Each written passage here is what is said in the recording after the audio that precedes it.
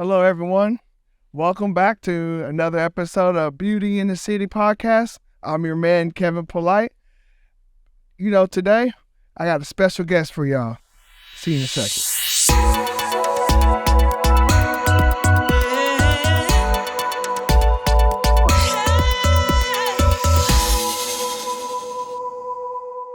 Welcome back, everyone. Man, I got new guests today. Khalil Raheem, a.k.a. the Unfadable Khalil. Round of applause, everybody. Hey.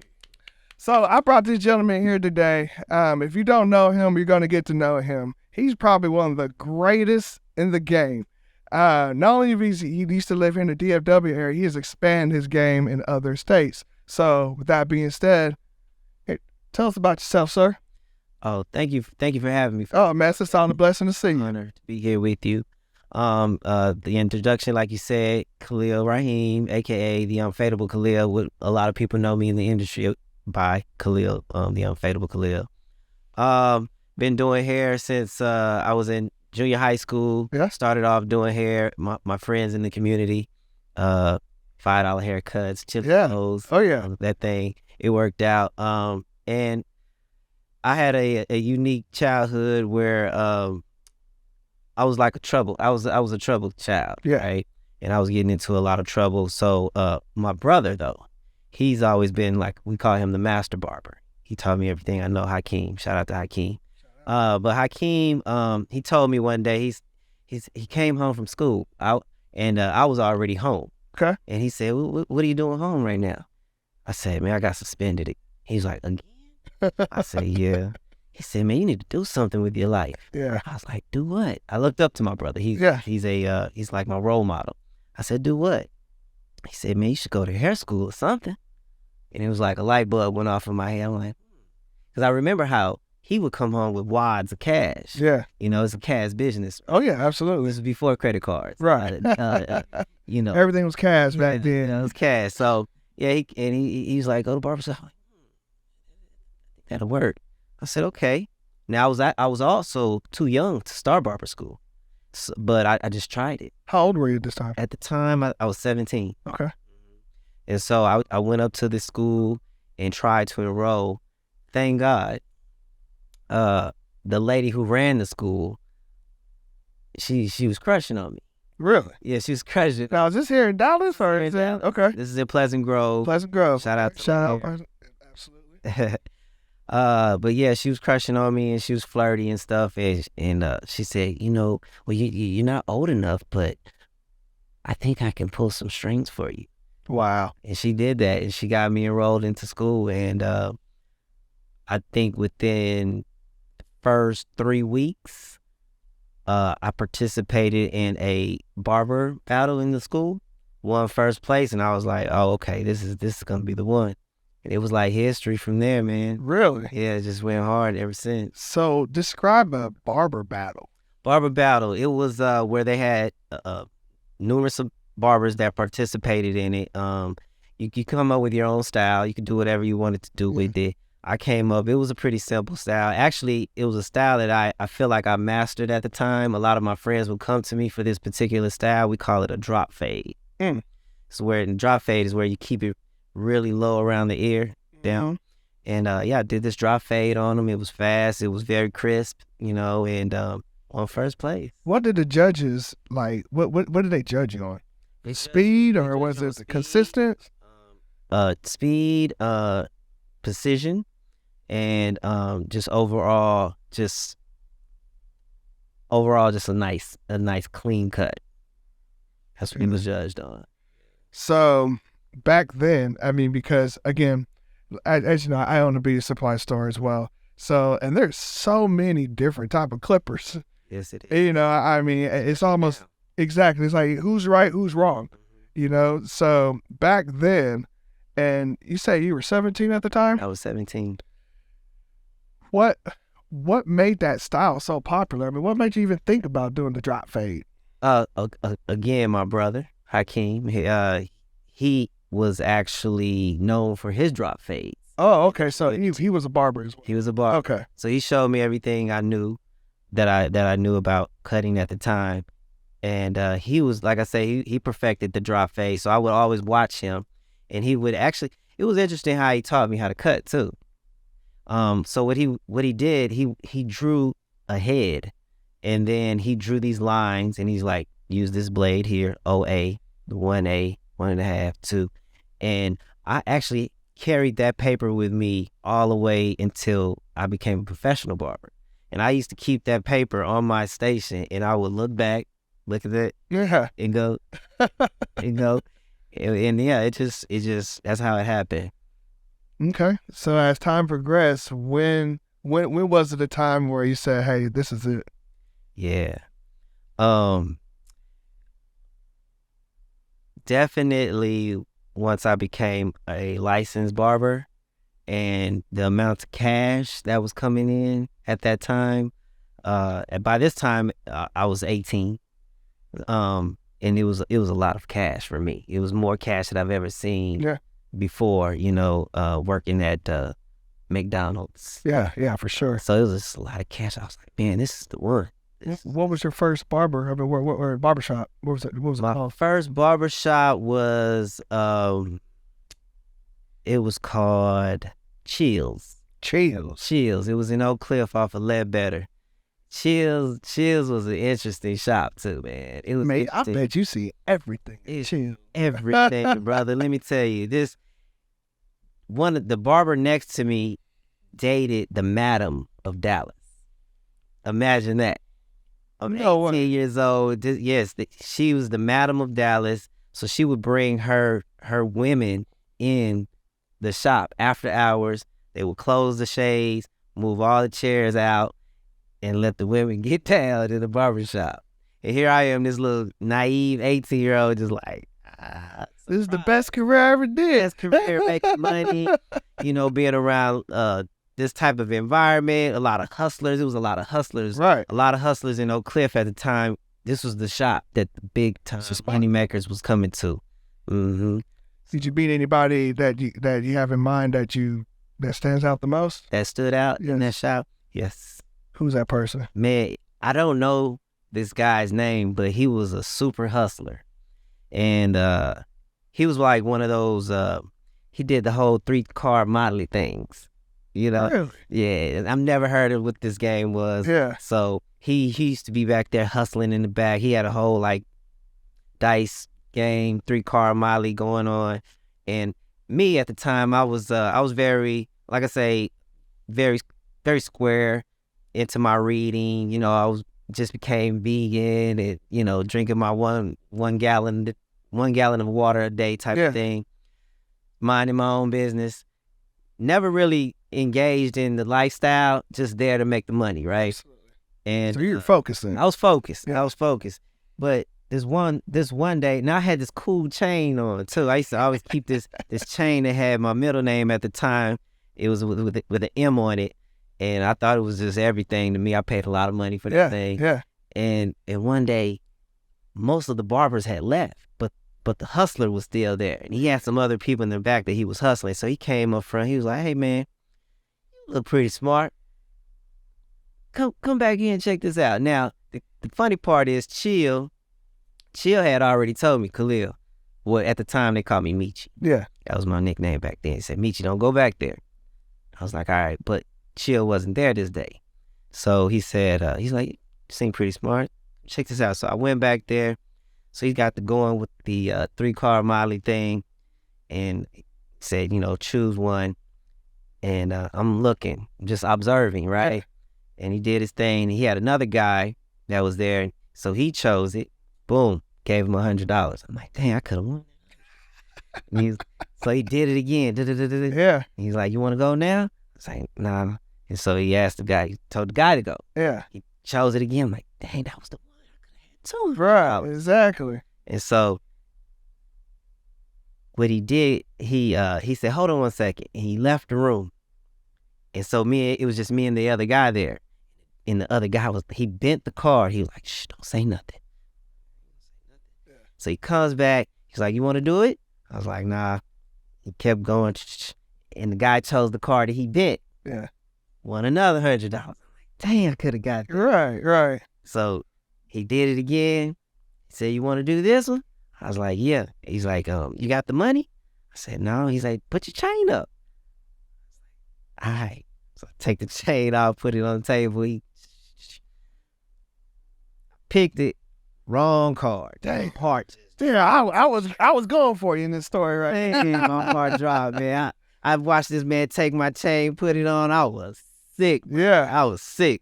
Yep. And I left out of there. I was hurt. I went to the front. I sat there. I was moping.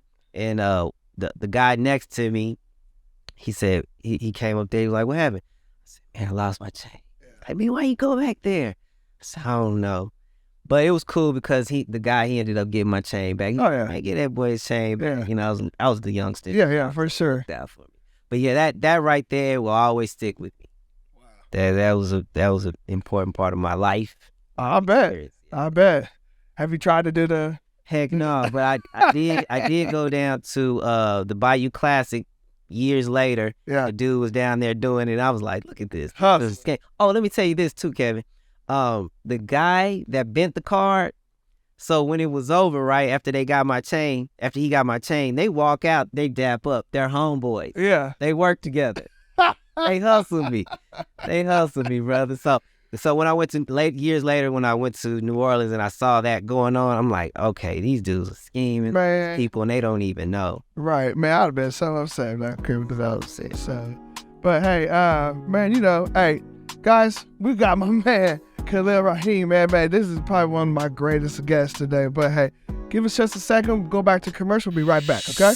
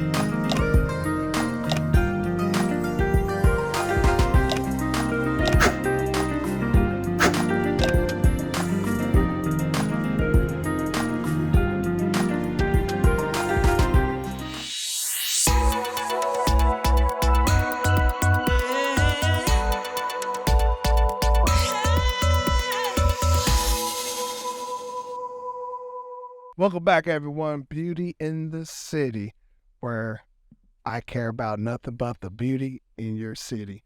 So we got my man's here, the Unfadable Khalil. He is, man, he just told us about a story of what happened back in the days when he was younger. And, man, I'm telling you, man, these hustlers, boy, they out here. They definitely out here. So, man, got my man's here, Dreams. He's in the house. What's up? I heard Cuzzo was here, so I had to jump in. Look, you know what? How long y'all known each other, Dream? All our life. Really? Yeah, this is everything right here. But, you know, sometimes you get so big, go Hollywood, it's hard for you to come back home. Yeah. So I'm super proud of my cousin, man, and just happy for him. I finally get to see my niece, supporters in the building. Shout out to you. But yeah, no, I had to jump in. I heard he was here, man. Oh yeah, for sure, man. Got, you know, I'm really seeing you, my brother. And we do got some old stories. Really? But I let him lead on that. Okay. Cool. Well, let me start off with this. So you obviously from the DFW area. Where you at? Where you at now? I'm in downtown Los Angeles. Okay. So are you still doing the same thing? You're still doing the same thing. That's like the bread and butter. Also just started my own sunglasses line. It's what you see on my face. Boys, it's fly. Man, that's I looked at it 10 times. Super fly. That's great. So we have different styles. It's really a sunglass line, but we also have other merch like hoodies and shirts. Okay. We have some cool like leather gloves, driving gloves, winter gloves. How many do you have? A bulk of them, or? Man, I might consider putting something like that in my store. Absolutely. If I think they look good, I know for a fact for sure it's gonna be attractive. Nice. We might have to make that happen. For sure. But, you know, they look great.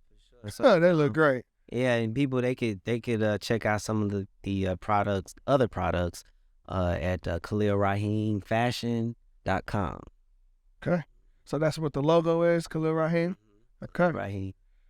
Okay. So the drop fade, is that still your popular thing right now in LA? It's still popping there too? Man, you know, I do it every now and again, but now it's just like my clientele. It's different. I don't do a lot of walk-ins. A lot of my clients now are referrals. Yeah. A lot of them are. LA is interesting too. It's people are. They are what we call free thinkers, like out they think out of the box. Yeah. Like they have unique styles, so people come in, they want unique looks, you know, and they don't mind wearing it and representing that, you know. It's a little different from Dallas, right? Dallas is a little more conservative, you know. We respect that and love that, but so my clientele out there, they're in the industry, so they like to splurge a little bit, Yeah. switch it up and do different styles, unique styles, colors, and just over the top. Yeah, for sure. Cause I looked at your IG, your Instagram. I mean, you got different people. I mean, you got hair coloring to doing this and that, and I mean, your game is on point. Thank you, brother. I mean, it is on point. Here's the Unfadable. Mr. Unfadable. I mean, it's you stick by the name, and I applaud you for that. Man, I remember one time I had FaceTime Khalil just during COVID. And he was like, "What up, bro? What up?" I was like, "Man, what you got on?" Khalil had on a whole bodysuit. This is during COVID. Yeah. But did you have it on, or did you have your customer have it on? Client. I had one on too. Yeah, the client. So you imagine like, What do you mean by like a? bro, when I tell you, you know, this is COVID, where if you touch somebody, you turn into a zombie. COVID at its finest. Yeah, this is COVID. Like we scared for real. And it's like, yeah, man, it's 150, 200 starting off up in here. I'm not playing no games, man. I'm risking my health. Right. And Khalil straight up my man had a whole Trojan on. You know, it was covered up and protected. You know, it was crazy. And I was like, yo, this is it. I never seen nobody do it. But he said, man, this ain't gonna stop me. Right. And I remember saying to myself, that's a true hustler right there, boy. Right. But I don't know how long you was doing that, bro. I'm glad you probably not having to do that now, but Man, I still do it. you still do it? Still do it, brother. I do, man. I think my clients appreciate that too, though. They say it all the time. They always tell me, man, you thorough with your cleaning, you know, which is important. It is. It's that, man. Absolutely. I mean, especially for people in the industry that in the barber game that their prices are not that much, right? Mm-hmm. So it's more of like an assembly line. They gotta hustle. Yeah, they gotta be get quick. in and out, right? Man, and you getting all these people in, and you don't know what people's skin, rashes, bacterias. You know, some people's hygiene is not up to par. You got all these people coming in through. You know, you putting it on their lips, you know, touching on their faces. Right. Yeah, we need to be more conscious of you know, how we handle our clients. You know, our community. Yeah. You know what I mean? Diseases and stuff, and it runs rampant in our community. You know what I'm saying? Like our people in the Black community, a lot of us don't even like to go to the doctor. You know what I'm saying? People are not even getting proper checkups. Right. You know what I'm saying? So it's just like driving. You know what I'm saying? You don't drive just for yourself. You're driving for everybody else around you. You know what I'm saying? You know what? And I think I heard Khalil say it, so I knew he was right on point. When you talk about the community, do you know how long the African American dollar stays in the community? And I want you to talk about it, 'cause I know you probably studied that. Shout out to your studying and what you got going on, because you teach me a lot. What is that stat, if you know it, and why is that stat existing? I don't actually know the actual number, but it's very low. It's like a few minutes. It's Very, yeah, it's in and out. Why you think that is? I I think it's like that because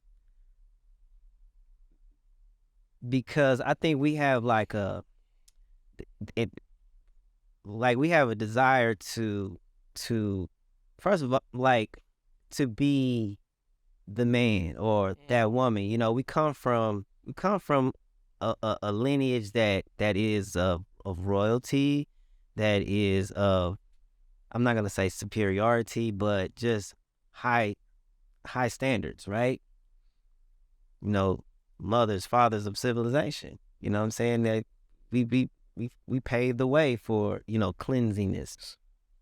This is the reason why I suggested the KP. I personally, I don't know if in California, if you've seen it, I don't know if anybody in this room has said, I always say I've never seen a black-owned beauty supply store, ever. I didn't even know you could, I don't know why I had a stigma in my mind. I said, I guess you can't be black and get the connect. I don't know what the case is. And I told KP, he's not a client of mine for marketing now. And I said, the thing that's going to separate you is the education behind the currency, and as far as people putting the dollars back into the community, you know what I'm saying? And so if the beauty industry finds out that you care about the community, they will pass over 3, 4, beauty supply stores to get to yours. Even if it's 4 or 5, maybe 6 extra minutes away, they'll just buy it in bulk and support you. And that, my brother, once they find out, you will thrive. And I just, and I'm glad Khalil's here because he's been in the game for a minute. How do you feel about that? Will that change if the people knew that there is such thing as a black-owned beauty supply store? Will they start, you know what I'm saying? Because I've seen things change after 2 things. I said it at the last podcast. Number one, after Black Panther movie, things changed. I'll never forget. People say, man, we can do something. There's a black superhero. It's crazy. And then Number 2, after George Floyd, I see people starting to wake up and start supporting. Is this a good, in your opinion, bro, because you've been in the industry, is this needed as an avenue for his marketing? Because why else? I mean, there's other beauty supply stores to go. Why would we go to you unless we understood the economy behind it? So I just want to get your opinion on that. Shoot, it was like 3 questions in there. I'll try and answer. There are other black-owned beauty supply shops. Yeah. They've been around for a while. I don't know if they're still around now, but back in 1999, when I moved back to Dallas, a friend of mine, elementary school friend of mine, he didn't have he was like a distributor, right? He didn't have a brick and mortar. He was a distributor. And I remember talking to him, and this was like when the hair weave was it wasn't as popular as it is now. And he was trying to get into the weave game, right? And he was showing me like this catalog. He was like, yeah, I sell all this stuff right here. He said, but I'm trying to sell weave. He said, but the Koreans or whoever had it on lock, right? They wasn't allowing people to buy the hair, black people in particular, right? It was only them. It was only really little Asian beauty suppliers that was selling, and they had a monopoly on the game. Right. You know what I'm saying? And now it's wide open, thank God. But so, and now here we are today. Like the other question you just asked, do we feel like educating the people will play a part? Absolutely, right? Where I am, I hate to put this on me, but where I'm at in downtown Los Angeles, right? Now I charge $150 for a haircut, right? Now these people come from Calabasas, these people come from Orange County, and these places are like hours away. They tell me all the time, man, I drive past hundreds of barbershops, right? Wow. Just to come downtown. Not only do they pay me $150 for a haircut, they pay another $20 for parking. And they tip. And they pass hundreds of barbershops to get to me. Why? Because they like the service that I give them, right? And they always say this too. Yeah. You know, they say that too. Power, supporting. You know, but they like the education that I give them. I coach them through, you know, how to train their hair, how to, you know, what to do like at night and stuff like that, how to maintain it. They like that. Yeah. They like that. Powerful. You heard what he said. He's Powerful. Yeah, exactly. He educates them. Yes. You know, and so I mean, everyone is not smart in the game. You know, you don't have to be smart, but man, just his customer service. And I brought that up to him. Customer service is everything to me. I mean, you have no idea how it feels. There's someone to say hello to you. You know what I'm saying? And so, you know, and you say the Asians, you know, it's not wide open now. I mean, as it's better now, but there are rules again, especially in the beauty industry. If you're close to one of their friends, it's not gonna work. It's just not gonna work. You just gotta find other avenues to go around it, or just figure it out. But having a brick and mortar, that's a whole other ball, because you're there. That's your address. What are you gonna do about it? You know, and so man, man, that's powerful what you just said, man. I mean, to drive that far And still pay that ticket. $150, and there's no parks. Go to Dallas. I mean, you gotta pay the park. So let's do the math right there. He said they drive an hour and a half away. Now, Right. Okay, y'all missed it. Let's do some. Where's an hour and a half from here? Hour and a half. That's Denton. It's like us driving to Denton and go get the haircut. All right. So check this out. Now, also, he's in California. So for you the guys that's in Dallas, Texas, our gas don't look like they gas. Correct. So we at $3.10. And tripping. My man is at $6.22. It was crazy one with the California, especially in Hollywood. It's stupid. Mm-hmm. So that's the gas. Plus, when I get there, I got to park for the 20. Yep. Then to see the Unfadable, and in his Superman suit when he suits up in there, that's $150. And on top of that, I fit to tip him out. He makes him feel good. Sheesh, that's a learning curve. The word is experience.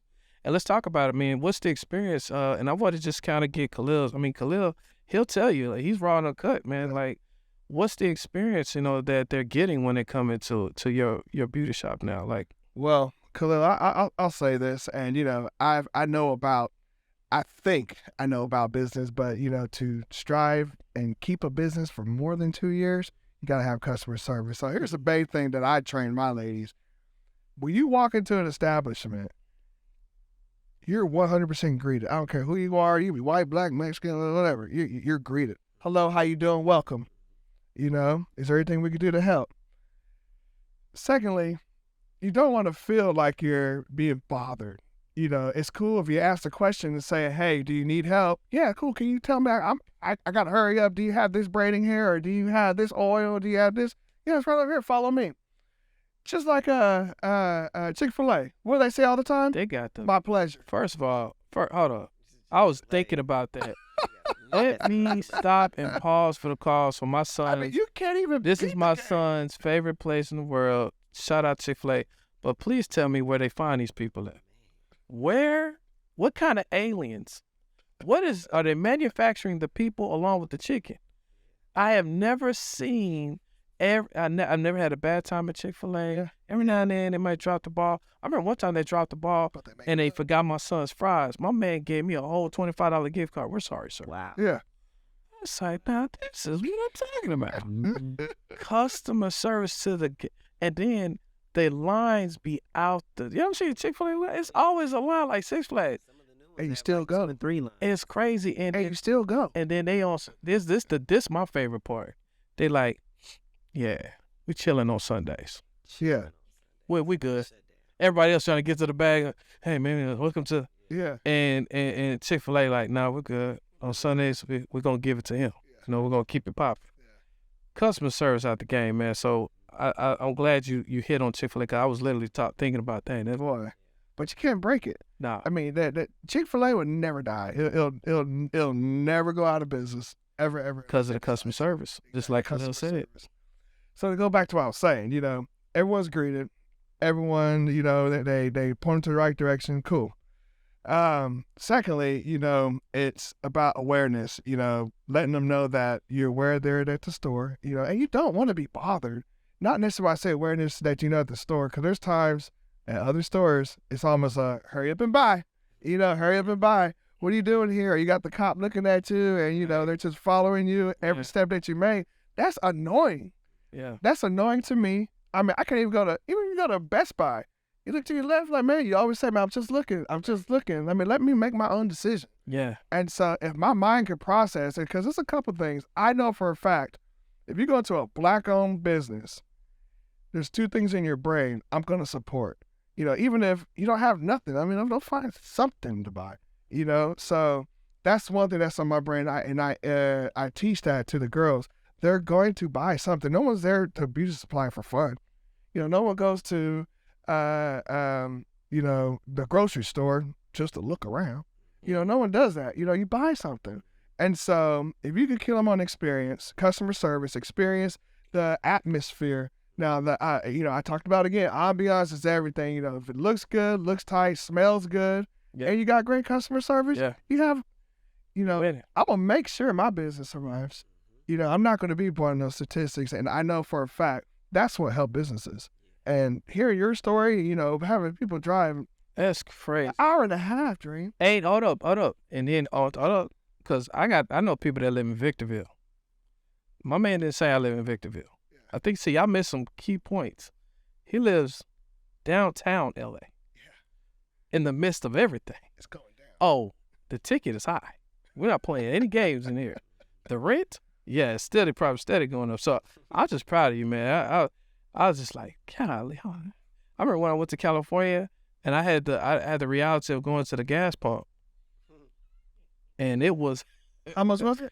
It was, okay, so I rented I shouldn't have done this, but I rented a 8-cylinder it was a Hemi Charger.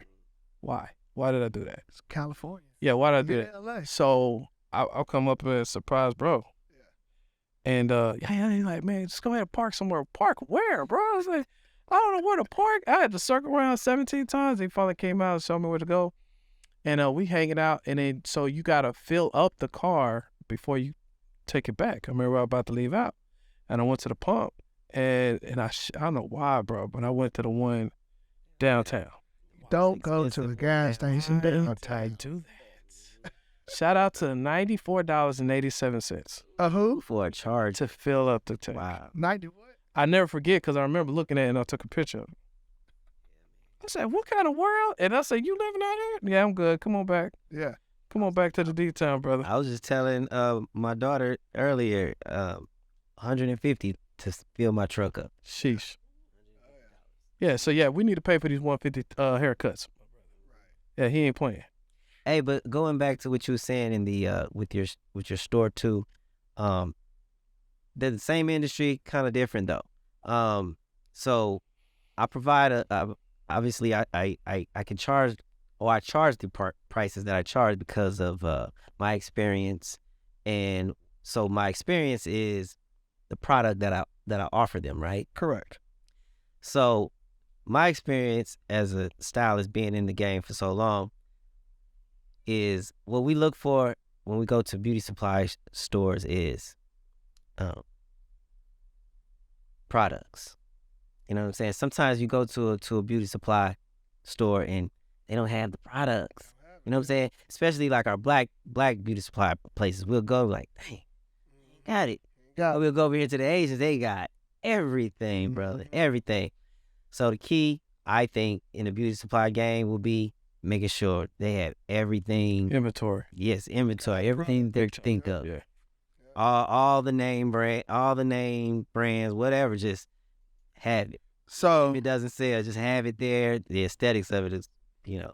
So since you're talking about products, what are probably the top 5 things that you run out the most that you consistently purchase?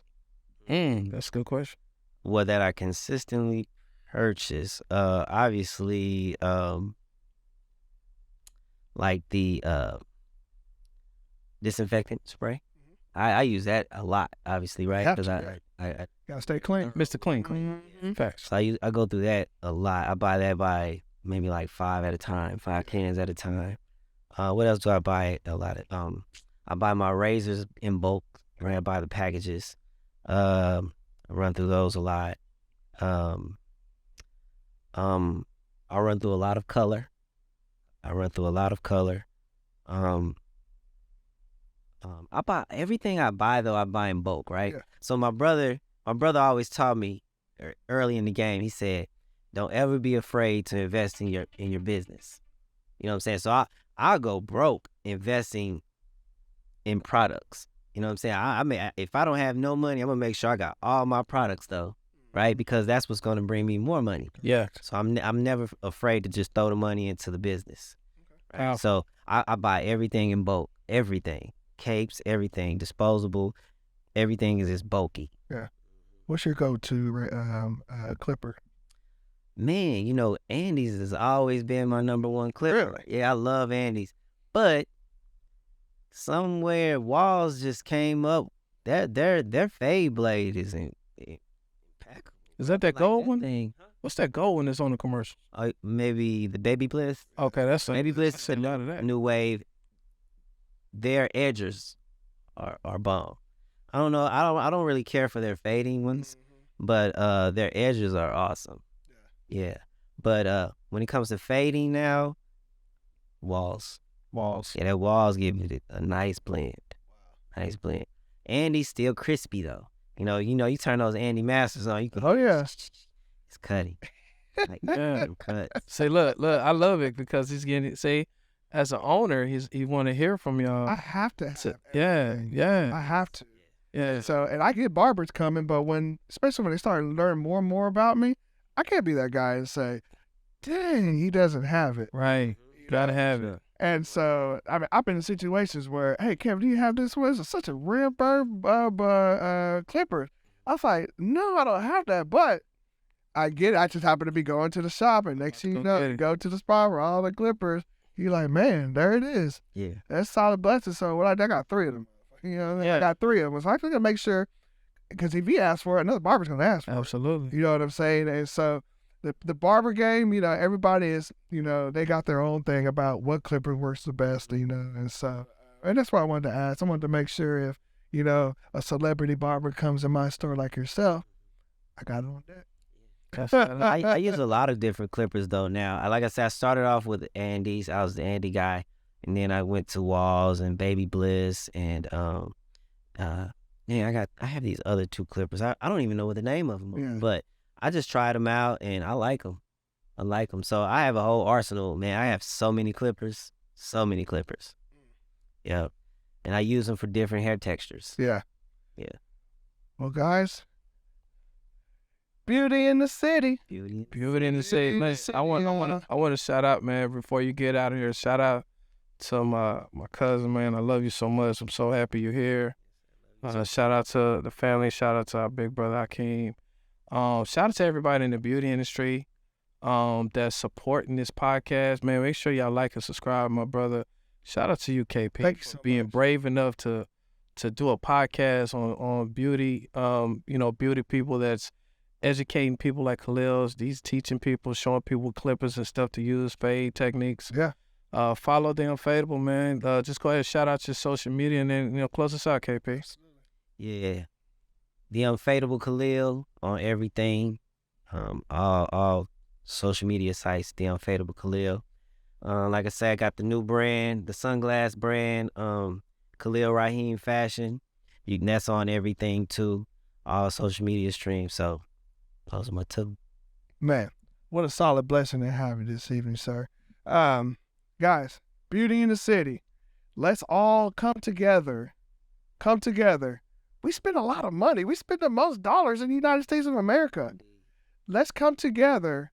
If you're an owner, I don't care if you're a barber, beauty supply owner, if we're an owner, let's shout each other out and let's do this together. We could be the city, which is one of the fastest growing cities in the United States of America is the DFW right now. It's growing. Let's go. So let's come together, become one, and make this strong. Keep the circle together. Yeah. If I get some money, let me spend it with you. Let's go. Let me spend it with you. Beauty in the city, guys. I'll see you next time. Let's go. Yes, beauty.